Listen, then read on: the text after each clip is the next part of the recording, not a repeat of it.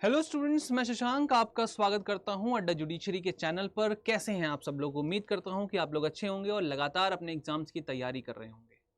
तो आज मैं ये वीडियो जो लेकर आया हूं वो इसलिए है क्योंकि बहुत से बच्चे क्वेश्चन पूछ रहे थे कि सर आरजीएस में जो एग्जामिनेशन आपका 23 जून को है उसमें कितना टारगेट करें और कौन कौन से टॉपिक को टारगेट करें जिससे कि हमारा सिलेक्शन फाइनलाइज हो जाए, हमें प्री की टेंशन लेनी ना पड़े।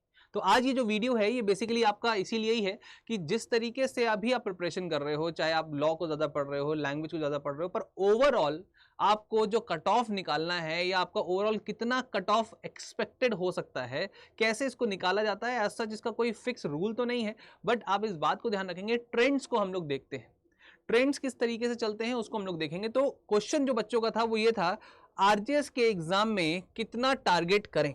तो आरजीएस के एग्जाम में कितना टारगेट करें, तो भाई सीधी सी बात है, पहली चीज तो यही रहेंगे कि हमेशा मैक्सिमम से मैक्सिमम टारगेट करिए। बट होता क्या है कि जनरली हम देख सकते हैं कि जो आपका आरजीएस का जो एग्जामिनेशन होता है उसको अगर आप ध्यान से देखोगे तो आपको पता चलेगा इसमें आपके लॉ का जो सेगमेंट है वो बड़ा होता है जो कि 70 नंबर का आता है, और आपका लैंग्वेज का जो सेगमेंट होता है वो आपका दो हिस्सों में डिवाइडेड होता है, इंग्लिश और हिंदी।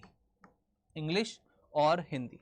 अब जो सबसे बड़ी दिक्कत आती है वो ये है कि इंग्लिश वालों को हिंदी से बड़ी दिक्कत होती है और हिंदी वालों को अंग्रेजी तो बहुत ही ज्यादा खराब लगती है, पर ये दोनों मिलकर आपके 30 नंबर बनाते हैं, इस बात को ध्यान रखेंगे।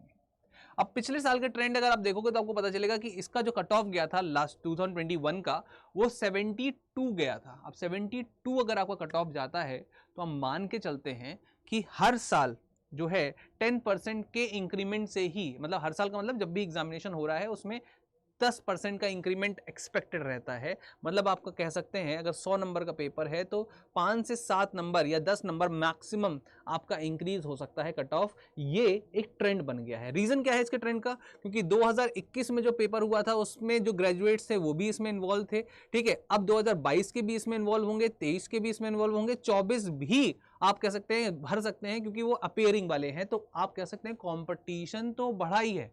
ये बिल्कुल सही बात है कि पेपर जो है ये हमेशा डिपेंड करता है कि कितना भयंकर पेपर आया है या कितना टफ पेपर आया, कट ऑफ उसी पर बेस करेगा। पर हम लोग एक जनरल ट्रेंड की बात यहां पे कर रहे हैं, और जनरल ट्रेंड में अगर आप देखोगे लास्ट ईयर का जो कट ऑफ था, लास्ट ईयर की अगर आप बात करते हो तो आपको पता चलेगा कि ये आपका 72 था।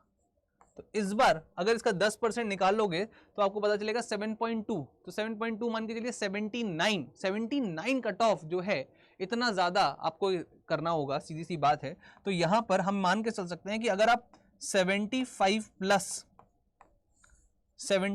प्लस क्वेश्चंस को सही कर रहे हो, 75 इसलिए बोला क्योंकि यहां पर क्योंकि रेंज ज्यादा नहीं है, ज्यादा नंबर का पेपर नहीं होता, ये 100 ही नंबर का पेपर होता है। तो इसका एक्सपेक्टेशन इसी तरीके से रख सकते हैं, 5 से 10% का इंक्रीमेंट होता है। 10% तब जब पेपर बहुत ही इजी आ जाए, और 5% तब जब आपका पेपर बहुत ही आपका टफ आ जाए, ठीक है। तो हम लोग 5 से 10% के बीच में एक रेंज रखते हैं। तो वो रेंज के हिसाब से अगर आप देखोगे तो आपका जो इंक्रीमेंट होना चाहिए वो कितना, वो आपका 75 प्लस स्कोर जितना भी आपका होगा, 75 प्लस स्कोर जितना भी होगा वो सारे बच्चे 100% है कि आरजीएस क्लियर करेंगे। आरजीएस उनका 100% क्लियर होने ही वाला है। तो आप लोगों को इन 100 नंबरों में से मान के चलिए जो स्ट्रैटेजी बननी चाहिए वो ये होनी चाहिए कि कम से कम आप इसमें 60 नंबर जो है वो यहां से निकालें, 60 नंबर यहां से निकालें। और अगर आप इंग्लिश और हिंदी में अगर आप जिसमें भी तेज हैं तो उसमें आप, अगर इंग्लिश में तेज हैं तो इंग्लिश में मैक्सिमम नंबर निकालें, और हिंदी में तेज हैं तो हिंदी में मैक्सिमम नंबर निकालें, और दोनों के मिलाकर 20 नंबर तक आप लेकर आए। तो तब जाके आप 80 पर पहुंच जाएंगे। कितने पे पहुंच जाएंगे? 80 पे पहुंच जाएंगे, और ये सबसे सेफ स्कोर है।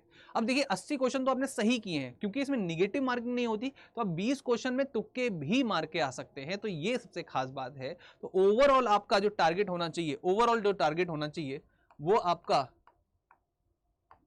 ओवरऑल टारगेट की अगर हम लोग बात करते हैं तो वो होना चाहिए आपका कितना, 80 से एक नंबर भी अगर आप ज्यादा ला रहे हो या 80 भी ला रहे हो, 100% सिलेक्शन है आपका प्री में। 100% मैं लिख के दे सकता हूं आपको, इस बात को ध्यान रखेंगे, ठीक है। बट 72 क्योंकि पिछली बार गया था, पेपर इजी था, पिछली बार भी इजी था, पर थोड़ा सा अनएक्सपेक्टेड था, तब भी कट ऑफ बहुत आई गया था क्योंकि बहुत सालों बाद पेपर हो रहा था, कोविड के बाद हो रहा था।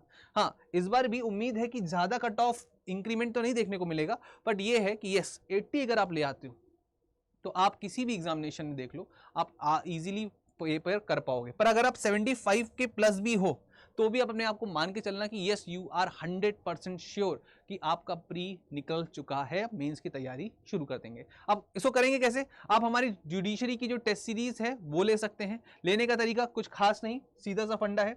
आपको जाना कहां पर है? आपको अड्डा जुडिशरी के चैनल पे जाना है, ठीक है? अड्डा जुडिशरी के चैनल पे, मतलब अड्डा 247 लिखना है, अड्डा 247 लिखना है और यहाँ पे क्लिक करना है, ठीक है? और जैसे ही ये खुलकर आ जाएगा, अरे क्या बात है भाई, अड्डा 247 जो है वो खुलकर आ जाएगा। इस तरीके से आप अड्डा 247 खोल सकते हैं, ठीक है?